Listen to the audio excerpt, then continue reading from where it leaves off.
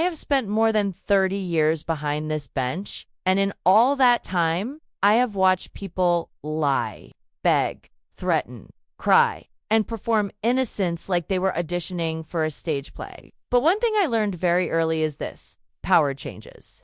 People only when they believe the rules no longer apply to them.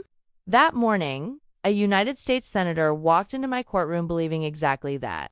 He did not come there as a father looking for fairness. He did not come there as a citizen respecting the court. He came there as a man who thought his title was bigger than my oath, and before the morning was over, that mistake would cost him. Every case on my docket looked serious from the start. The defendant was Claire Halston, 26 years old, charged with reckless endangerment, assault, and leaving the scene after driving her luxury SUV into a crowded weekend farmer's market. 4 people had been hurt.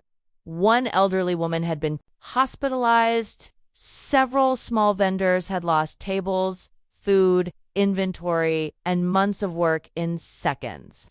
But when I entered the courtroom that morning, I noticed something before I even looked at the file.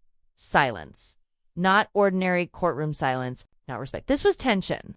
The kind of silence that tells you something has already happened before the judge has even taken the bench. My clerk leaned toward me and quietly said, "Judge, front row." I looked up. Sitting there in a dark tailored suit, flag pin on his lapel, 2 aides behind him, and an attorney at his side was Senator Richard Halston. 3 terms in Washington, wealthy donors, national influence, a man whose name made people lower their voices in hallways, and he was not looking at me like a man waiting for justice. He was looking at me like a man waiting for obedience. I called the case. The prosecutor, Ethan Brooks, stood to begin. He was young, but prepared. Before he could speak, Senator Halston rose from the gallery and walked straight past the barrier into the well of my courtroom. Now listen carefully. In my courtroom, nobody enters that space unless they belong there or I permit it. Not a lawyer, not a celebrity, not a senator. My bailiff moved forward, but I raised my hand. I wanted to hear exactly how far this man thought he could go. Senator Halston smiled at me. The kind of smile powerful people use when they are trying to insult you politely. "Your Honor," he said, though his tone carried no respect, "this matter has been badly exaggerated. My daughter was involved in a minor traffic misunderstanding. I believe we both understand that dragging this further would be unnecessary." I watched him closely. Years on the bench teach you to hear the threat hidden inside polite words.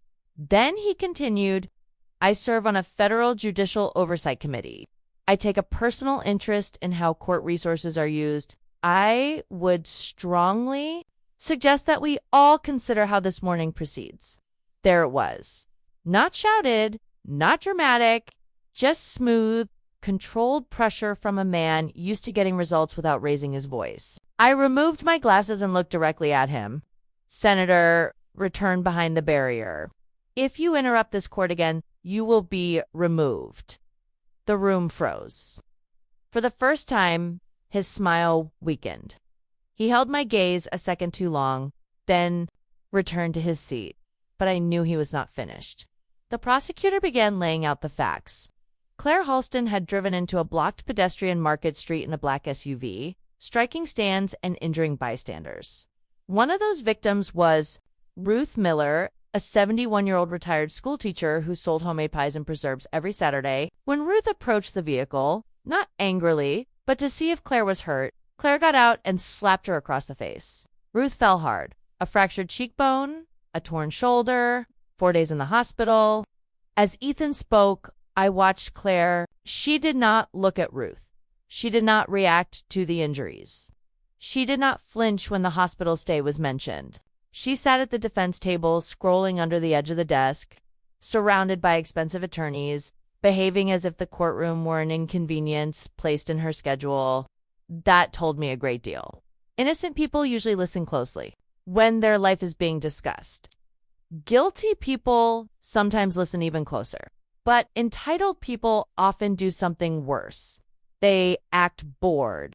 The defense immediately tried to suppress the bystander video. They challenged how it was recorded, who had possession of it, and whether it should be allowed. That was their right. I called a short recess to review the issue properly. But when we returned, something had changed. Ethan Brooks came back into the courtroom pale. His hands were steady only because he was forcing them to be. I leaned toward the microphone. Mr. Brooks, did anyone approach you during recess regarding this? The courtroom went completely still. He looked down. Then he looked at Senator Halston. Then he looked back at me. Yes, Your Honor. And that was the moment the entire room shifted. Ethan said Senator Halston had approached him outside the records office and suggested that if the charges against Claire were reduced or dismissed, he could make sure a separate matter involving the prosecutor's office received favorable attention in Washington. There were 3 witnesses nearby. I looked at the senator for the first time that morning. He no longer looked powerful. He looked exposed. I folded my hands on the bench. My voice did not rise because it did not need to. Senator Halston, what has been described on the record is attempted bribery and obstruction during active court proceedings. His attorney stood halfway, then stopped. I looked at my bailiff, placed Senator Halston under arrest. The sound of the handcuffs closing was small, but in that courtroom, it felt louder than thunder. His aide stepped away from him. His daughter finally looked up from her phone. Her face changed because for the first time in her life, she saw power fail in public. And that is something entitlement never prepares for. After the senator was removed, I denied Claire's bail. Her family influence, money, and connections made her a flight risk. And the events of that morning proved this court could not rely on good faith.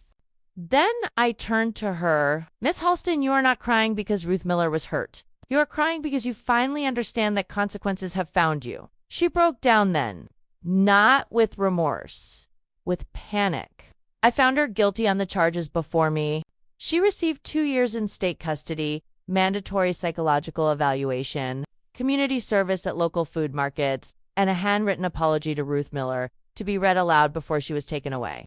Ruth stood slowly with her arm in a sling. She did not ask for revenge. She did not ask for applause. She looked at me and said only, "Thank you for seeing me. I will never forget that," because that is what courtrooms are supposed to do. Not protect the loudest person, not serve the richest family, not bow to titles, offices, donors, or political power. A courtroom is where the invisible are supposed to become visible. And that morning, a senator walked in believing he could fire a judge. Instead, he discovered that the law does not kneel.